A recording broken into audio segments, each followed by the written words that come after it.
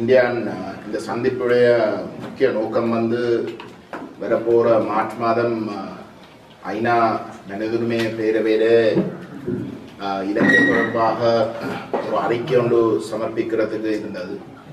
மனிதுரிமை ஆணையாளர் வந்த சம்பந்தமாக போன 2015 செப்டம்பர் மாதமே வந்து 2017 மார்ச் மாதம் 2015 நிறைவேற்றப்பட்ட கடைசி தீர்மானம் தொடர்பாக அது எந்தளவுக்கு தூரம் ஸ்ரீலங்கா அரசாங்கம் அதை நடைமுறைப்படுத்தி இருக்கிறதா தொடர்பாக வந்து ஐநா மனிதுரிமை பேரவையுடைய உறுப்பு நாடுகளுக்கு அறிக்கை சமர்ப்பிக்கிறதாக இருந்தது.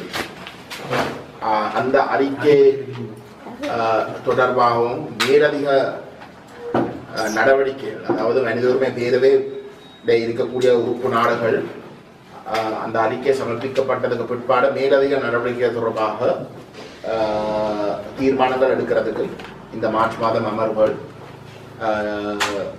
இருந்தது.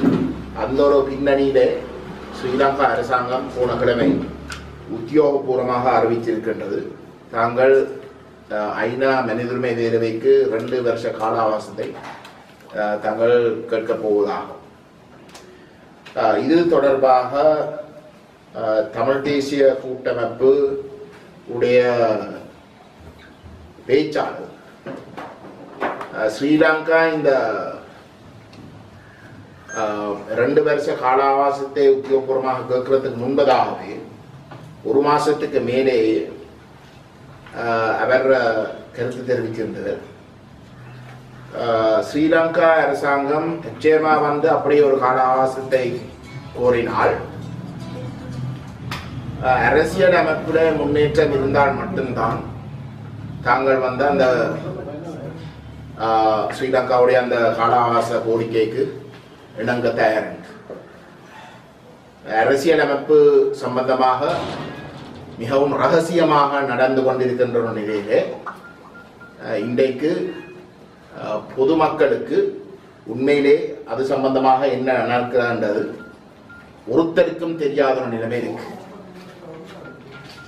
அந்த பின்னணியிலே போன கிழமை தமிழ் தேசிய கூட்டமைப்புடைய தலைவர், உண்மையிலே போன கிழமை இல்லை நேற்று, இன்றைக்கு ஒரு சில பத்திரிகையில அந்த செய்தி வந்திருக்கின்றது. தமிழ் தேசிய கூட்டமைப்புடைய தலைவர் சம்பந்தன் சொல்லியிருக்கின்றார், ஸ்ரீலங்கா அரசாங்கம் அப்படிப்பட்ட 2 வருஷ கால அவகாசத்தை கோரி மனிதுரிமை பேரவை அதுக்கு இணங்க போவதென்றால் இலங்கையில ஐநாவுடைய கண்காணிப்பு இருக்க வேண்டும் என்று.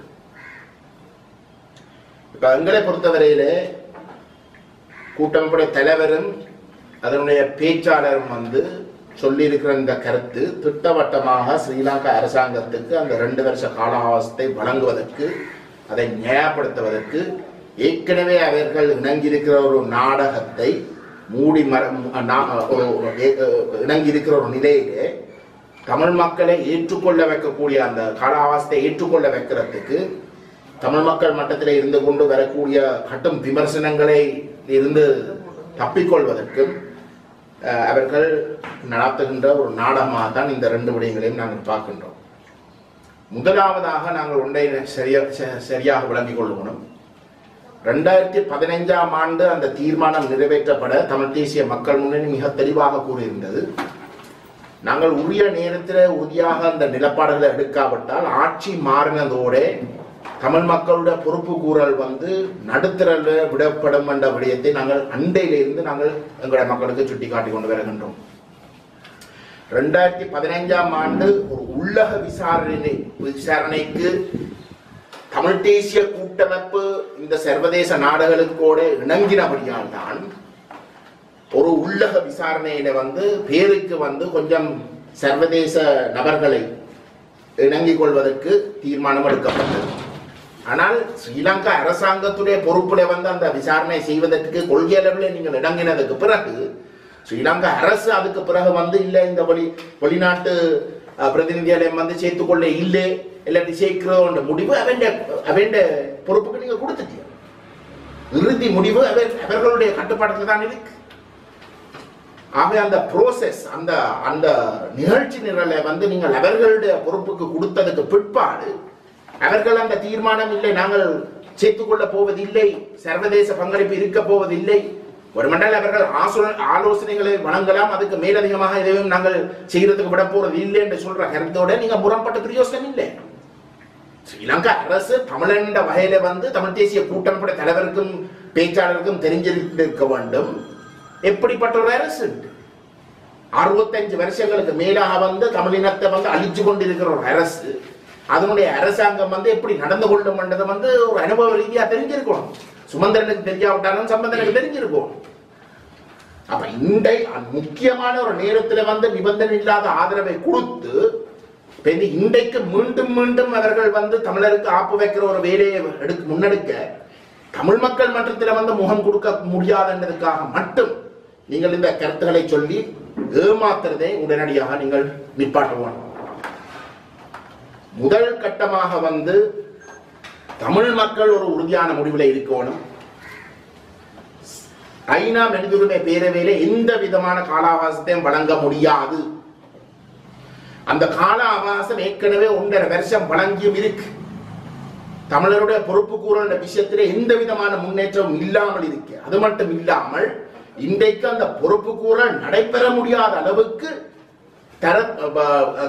களத்திலே வந்து நடவடிக்கைகள் மேற்கொள்ளப்பட்டு கொண்டிருக்கின்ற ஒரு நிலையிலே இனிமேலும் வந்து இருக்கிற ஐநா மனித உரிமை பேரவையுடைய தீர்மானங்களை நடைமுறைப்படுத்த சொல்லி கேட்பது முட்டாள்தனம்.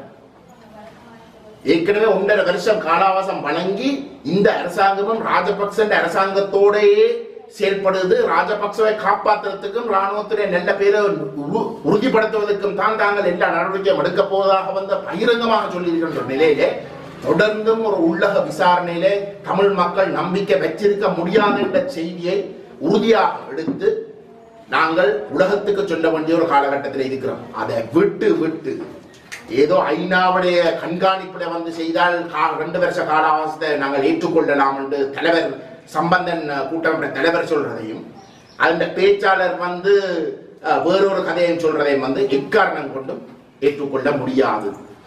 எங்களை பொறுத்தவரையிலே இந்த 2 வருஷ கால அவகாசம் ஸ்ரீலங்கா அரசாங்கத்துக்கு வழங்கப்பட்டால் தமிழ் தேசிய கூட்டமைப்புடைய தலைமை முழுமையாக அந்த துரோகத்துடைய பொறுப்பை ஏற்றுக்கொள்ள வேண்டும் என்றதான் எங்களுடைய ஆணித்தரமாகவும் தெளிவான கருத்து. அது தமிழ் மக்களும் மிக தெளிவாக விளங்கிக் கொள்ள வேண்டும் என்றுதான் நாங்கள் கேட்டுக்கொள்வோம். நான் நினைக்கிறேன் பொதுவாக எழுக தமிழ் நிகழ்வுலேயே வந்து ஒரு மிகப்பெரிய ஒரு முக்கியமான ஒரு தமிழ் அரசியல், அதுவும் போர் முடிவடைந்ததுக்கு பிற்பாடு நடைபெறுகின்ற அரசியல் சூழ்நிலையிலே வந்து ஒரு மிக முக்கியமான ஒரு கட்டமாகத்தான் நான் பார்க்கின்றேன். தமிழ் மக்கள் வாக்களித்த தலைவர்கள் வந்து மக்களுடைய பிரதிநிதிகள் சொல்லக்கூடியவர்கள் வந்து தமிழ் மக்களுக்கு இந்த அரசியல் மோசடி செய்து கொண்டிருக்கின்ற ஒரு காலகட்டத்தில் தமிழ் மக்கள் நேரடியாக வந்து தங்களுடைய அரசியல் தலைமையை தீர்மானிக்க வேண்டிய ஒரு இடத்துக்கு தள்ளப்பட்டிருக்கின்றார்கள். அந்த வகையில் வந்து எழுக தமிழ் ஒரு மக்கள் வலுவை உருவாக்கி சர்வதேச சமூகம் கூட தங்களுடைய ஒரு சில எடுபடிகளாக செயல்பட்டு கொண்டிருக்கின்ற கூட்டப்பட தலைவர், செயலாளர் பேச்சாளர் போன்றவர்களுடைய கருத்தை முன்வைத்து நியாயப்படுத்த முடியாத அளவுக்கு மக்கள் நேரடியாக அவர்களை தாண்டியும் செயல்பட வேணும் என்றதுதான் இன்றைக்கு இந்தியாவின் காலகட்டத்திலே தேவை. அந்த வகையில் யாழ்ப்பாணத்தில் நடைபெற்ற எழுக தமிழ் அது ஒரு மிக முக்கியமான ஒரு ஆரம்பம். கிழக்கில் நடைபெற்றதும் அதன் ஒரு மிக முக்கியமான ஒரு வளர்ச்சி. கிழக்கில் நடைபெற்ற எழுக தமிழுக்கு எல்லாத்துக்கும் கூட கூடுதலான ஒரு முக்கியத்துவம் இருக்கிறது என்றால் தமிழ் தேசத்தை தோற்கடிக்க விரும்புகிற தரப்புகள் வடக்கு கிழக்கு அண்டு பிரதேசவாதத்தை கிளப்பி எங்களை பிரிச்சாடுறதுக்கு பல தடவைகள் முயற்சி எடுத்துக்கொண்டிருந்தது. அதுக்கு ஒரு முற்றுப்புள்ளி வைக்கிற வகையில் தான் உண்மையிலே இந்த கிழக்கு எழுக தமிழ் நடைபெற்றது. தனிப்பட்ட முறையில் தமிழ் தேசிய மக்கள் முன்னணியுடைய அந்த எழுக தமிழுடைய செயல்பாட்டில் வந்து கூடுதலான பங்கு இருந்தது. நாங்கள் மட்டக்களப்பு எழுக தமிழுக்கு கடந்த 2 மாதங்களாக எங்களுடைய செயலாளர் முக்கியமாக அவருடைய தலைமையிலே நான் ஒரு 1.5 மாசமாக வந்து நாங்கள் ஒவ்வொரு கிராமத்துக்கும் வந்து நடந்து சென்றாங்க. மட்டக்களப்பை அந்த எந்த ஒரு இடத்துக்கும் போகாமல் இருக்கவில்லை. அப்படி இருக்க வந்து எந்த ஒரு கட்டத்திலையும் நாங்கள் யாழ்ப்பாணத்தை சார்ந்தவர்கள் இல்லாட்டி வடக்கை சார்ந்தவர்கள் என்று எந்த ஒரு குற்றச்சாட்டும் முன்வைக்கப்படவில்லை. மாறாக வந்து முழுமையாக இந்த போராட்டத்துடைய நியாயத்தன்மையை ஏற்றுக்கொள்கிற வகையில் தேசிய தலைமையுடைய முக்கியத்துவத்தை விளங்கி கொண்டும் அந்த போராட்டத்துடைய முக்கியத்துவத்தை விளங்கி கொண்டும் உண்மையிலே இன்றைக்கு இருக்கக்கூடிய இந்த வெற்றிடத்தை வந்து ஒரு சரியா கவலை தெரிவிக்கிற வகையிலையும் தான் அந்த மக்கள் நடந்து கொண்டவர். எந்த ஒரு கட்டத்திலும் வந்து நாங்கள் அந்நியவர்கள் இல்லாட்டி வித்தியாசமானவர்கள் என்று எந்த ஒரு இடத்திலையும் பார்க்கவில்லை. அது மட்டும் இல்லை, அப்ப அந்த பிரதேசவாதம் என்ற ஒரு கோணத்திலே பிரிச்சால விரும்பின தரப்புக்கு இது ஒரு முற்றுப்பு என்றதான் நாங்கள் சொல்லுவோம். அது மட்டும் இல்லை, இன்றைக்கு முஸ்லிம் மக்களும் தமிழ் மக்களை பிரிச்சாடுறதுக்கு வந்து அரசு கடுமையாக செயல்பட்டு கொண்டு இருக்கின்றது. அது எங்களுக்கு தெரியும். அரசுடைய ஒரு சில கூலிகள், தமிழ் கூலிகளும் வந்து அந்த பிரதேசவாதத்தை வந்து கட்டியெழுப்பி தமிழ் முஸ்லிம் உறவை வந்து கட்டியெழுப்பாமல் வந்து நிரந்தரமாக பிரிக்கிறதுக்கும் வேலை செய்து தூண்டி விடுறாங்க. அப்படிப்பட்ட அரசுடைய கூலிகளும் வந்து இருக்கின்ற ஒரு சூழல் எழுகத்தமிழ் நிகழ்வுகளை நோக்கி நாங்கள் வந்து கடைக்கடையாக போய் சென்று நாங்கள் எங்களுடைய நோட்டீஸ்கள் அதெல்லாம் கொடுக்க எந்த ஒரு இடத்திலும் எந்த ஒரு முஸ்லிம் நபர் இந்த எழுகத்தமிழுக்கு எதிராக எங்களுக்கு எந்த ஒரு இடத்திலும் வந்து கருத்து தெரிவிக்கலை. அந்த முஸ்லிம் மக்கள் தலைவர்கள் விடுங்க மக்கள் அதுக்கு ஒரு இடைஞ்சலாக வந்து எந்த ஒரு இடத்திலும் வந்து செயல்படவில்லை. கருத்துகள் இருக்கலாம், ஆனால் முக்கியமான விடயம் என்னென்றால் குழப்புற நோக்கத்தோடு செயல்படவில்லை. செயல்பட்ட தரப்புகள் வந்து துரதிஷ்டவசமாக வந்து தமிழரசு கட்சியின் வந்து சொல்ல இல்லாத தமிழரசு கட்சியிலே இருக்கக்கூடிய ஒரு சில நபர்கள் தான் உண்மையிலே செயல்பட்டது.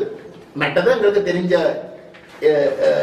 கடும் எதிரியாக இருக்கக்கூடிய ஸ்ரீலங்கா அரசுடைய கட்டமைப்புகள் தான் செயல்பட்டது.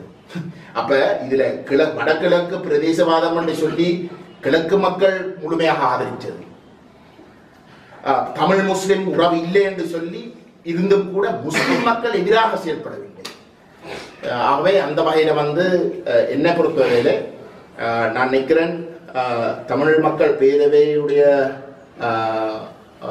இந்த எழுகத்தமிழ் நிகழ்வு தமிழ் மக்களுடைய அரசியல் அபிலாஷைகளை தெளிவுபடுத்துகிற வகையிலே ஒரு விழிப்புணர்வு என்கிற மக்கள் மட்டத்தில் மட்டுமில்லை, ஆனால் முஸ்லிம் மக்கள் மட்டத்திலையும் கொண்டு சென்றிருக்கின்றது. மேலதிகமாக வந்து முஸ்லிம் மக்களோட இந்த உறவை கட்டி எழுப்புறது மட்டுமில்லை, ஆனால் உறுதிப்படுத்துறதுக்கு நாங்கள் தொடர்ந்து பாடுபட வேண்டும் என்றதான் நம்மளுடைய கருத்தாக இருக்கின்றது. பெண்களுக்கான முக்கியத்துவம், பெண்களுக்கான பங்கு போதாதக்கூடியதாகவும் இதை தவிர்த்த எந்த ஒரு கருத்தையும் சொல்லியிருக்காத நிலையில் உடமைப்பு நாடாளுமன்ற உறுப்பினர் சரவணமானுக்கு சொந்தமான உதயன் பத்திரிகை திரிவுபடுத்தி தங்கள் மீதெல்லாம் அவதூறு செய்ததாக ஒரு பத்திரிகை மாநில யாழ் ஊடகத்தில் அழுது கண்ணீருடன் சொல்லியிருந்தார். இந்த கருத்தை பற்றி நீங்க என்ன சொல்லுங்க? அனந்தி அம்மா சொல்ற என்ன சொல்லியிருக்கான்னு எனக்கு உண்மையிலே தெரியல. அந்த வகையில வந்து நான் அது சம்பந்தமாக ஒரு கருத்தும் தெரிவிக்க முடியாது. ஆனால் உதயன் பத்திரிகை வந்து பிழையான கருத்துக்களை எழுதியிருக்கும் என்று சொல்றத வந்து உண்மையிலே அது ஏற்றுக்கொள்ள வேண்டிய ஒரு விஷயம். துரதிஷ்டவசமான ஒரு விடயம் என்னென்றால் உதயன் பத்திரிகை ஒரு கட்டத்தில் வந்து ஒரு முக்கியத்துவம் பெற்றிருந்த ஒரு பத்திரிகையாக இருந்தது. இன்றைக்கு வந்து ஒரு மிக கீழ்த்தரமாக ஒரு கட்சி பத்திரிகைக்கும் விட கீழ்த்தரமாக வந்து செயல்பட்டு கொண்டு இருக்கிற வந்து உண்மையிலே கவலைக்குரிய ஒரு விடயம். ஏனென்றால் போர் முடிஞ்ச பிற்பாடு வந்து ஊடகங்கள் வந்து தமிழ் மக்களுக்கு உண்மையை கூறி விவாதங்கள் நடக்கலாம், கருத்து மாற்றங்கள் இருக்கலாம், கருத்து வித்தியாசங்கள் இருக்கலாம், அதில் எந்தவித பிரச்சனையும் இல்லை. தமிழ் மக்கள் பேரவை சொல்ற ஒரு கருத்தோட வந்து எல்லா பத்திரிகையும் இணங்கோணம் என்றும் இல்லை. ஆனால் தமிழ் மக்கள் பேரவை என்ன சொல்லுது, தமிழ் தேசிய மக்கள் முன்னிலை என்ன சொல்லுறதை சொல்லி போட்டு நீங்கள் உங்களோட கருத்தை சொல்லுங்க. சரிதானே? அதை சொல்லலாம். ஒரு தரப்புண்ட கருத்தை நியாயத்தை முற்றுமுழுதாக வந்து உதாசீனம் செய்து ஒரு பொய் பிரச்சாரத்தை கொண்டு போற வகையில வந்து செயல்படுவது எங்களுக்கு அனுபவம் இருக்கிறவர்களுடைய தமிழ் தேசிய மக்கள் முன்னணிக்கு 7 வருஷம் அனுபவம் இருக்கு. சில வேளை அனந்தி அம்மாவுக்கு வந்து இப்ப தான் அந்த அனுபவம் பெறக்கூடும். ஆனால் அது சம்பந்தமாக அனந்தியை சசிதரன் சொல்லி நாங்கள் அறிய வேண்டிய தேவையில்லை. அது எல்லாருக்கும் தெரிஞ்ச ஒரு விடயமாக தான் இருக்கு. அந்த கருத்தோட நாங்கள் உண்மையிலே முழுமையாக இணங்குறோம். தமிழ் மக்கள் வேறவே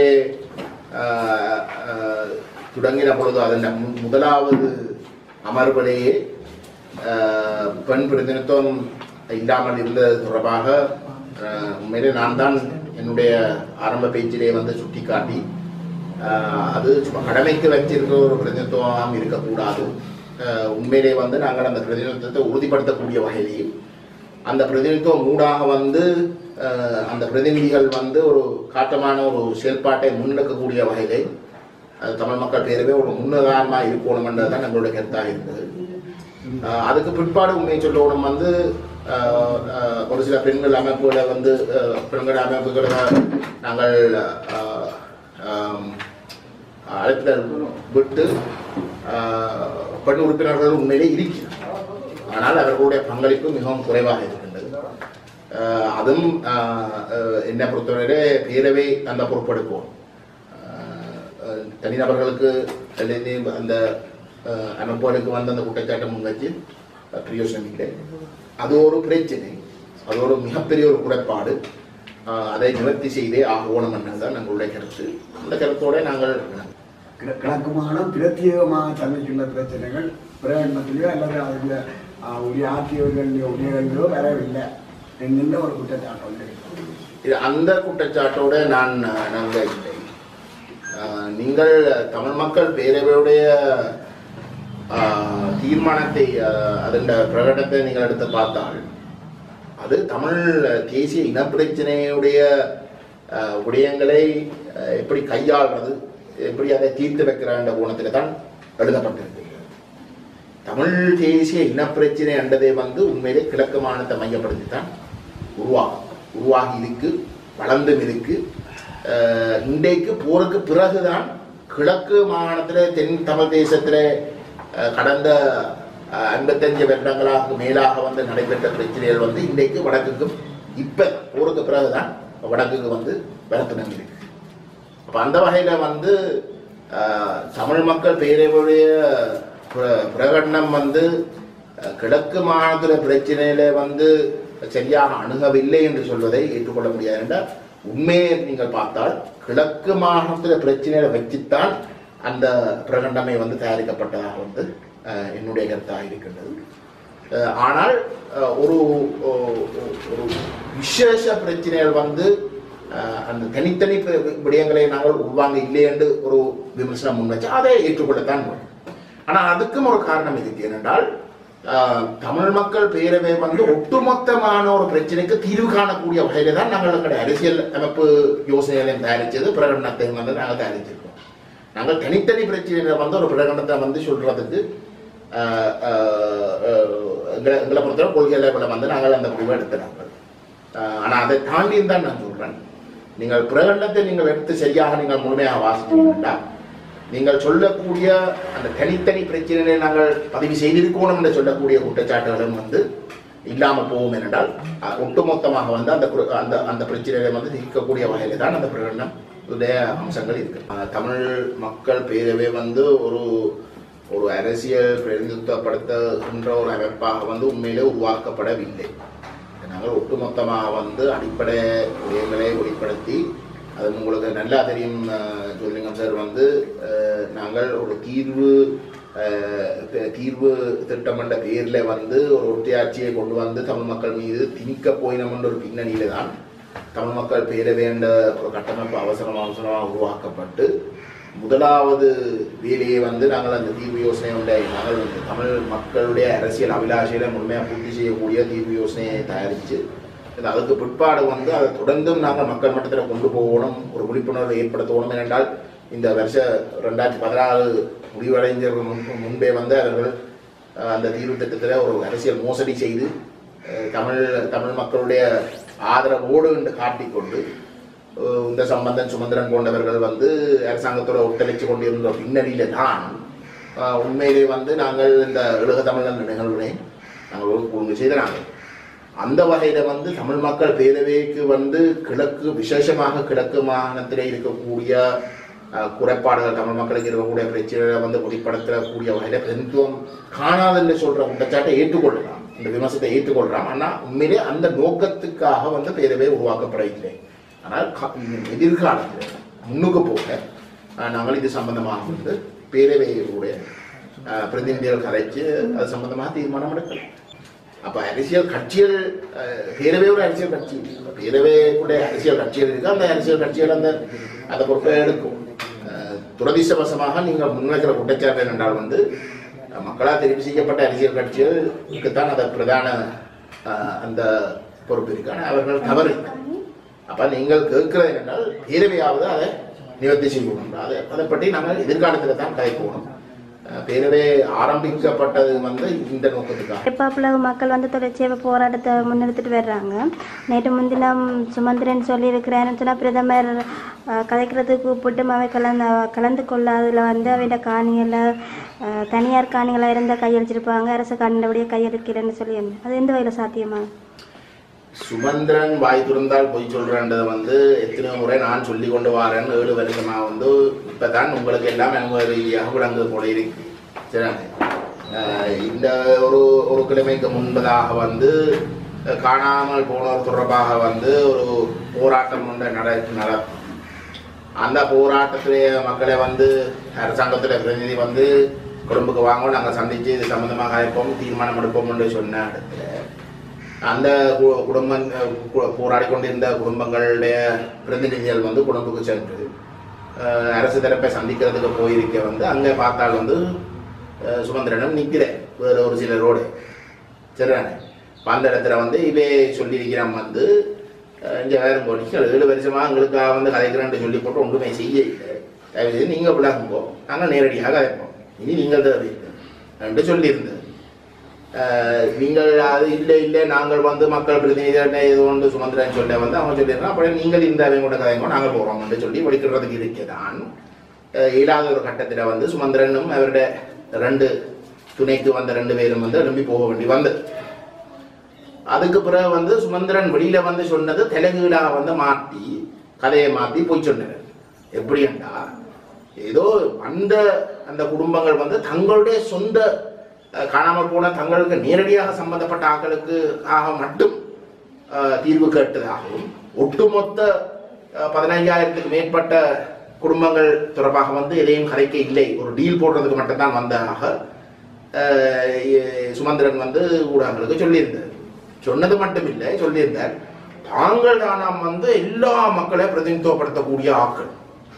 சரிண்ணே, எல்லா மக்களாலும் வந்து தெரிவு செய்யப்பட்ட தரப்பு தாங்கள் தான் என்று அன்றைக்கு வந்து இந்த போராடி கொண்டு இருக்கிற தங்களோட சொந்தங்களுக்காகவும் உறவினர்களுக்காகவும் ஏனையவர்கள் பாதிக்கப்பட்ட ஏனைய குடும்பங்களுக்காகவும் வந்து போராடி கொண்டு இருக்கிற தரப்பை கொச்சப்படுத்துறாங்க.